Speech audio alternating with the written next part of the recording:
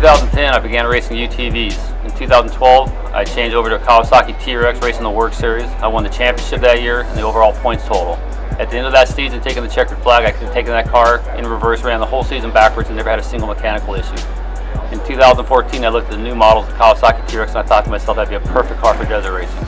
I'm David Lytle from Saugus, California, and this is my 2014 Kawasaki Teryx.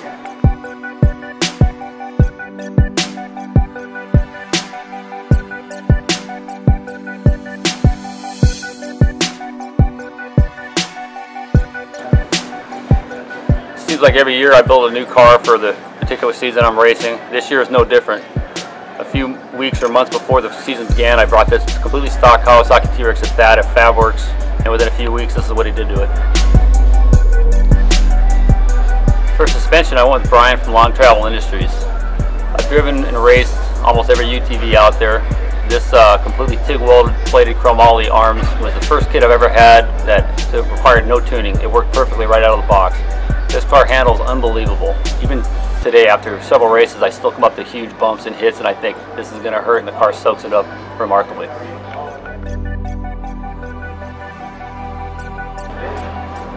In addition to the fabrication on the outside of the car, Thad of Fabworks has also handmade the sheet metal work inside and installed all the factory components, including aftermarket parts such as PRP seats and window nets, PCI complete radio, intercom, GPS.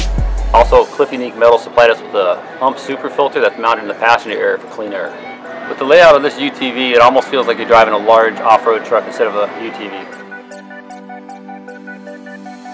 For this build, we did KC lights on the car. The lights are super bright. We have a large light bar on the roof, smaller lights on the bumper. They're all incredibly bright. We also integrate the KC pods, which is the utility/interior light.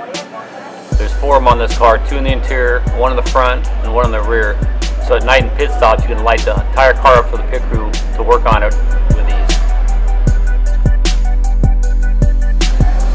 Some other key features of this build were the OMF wheels, the ATL fuel cell, and of course the Muzzy exhaust. I've been racing for years and racing UTVs for the last few years. It's probably some of the most fun I've ever had and some of the most competition I've ever experienced. UTV racing is an absolutely easy form of racing to get into, whether it's sportsman or pro. And this is my 2014 race car. Thanks for looking.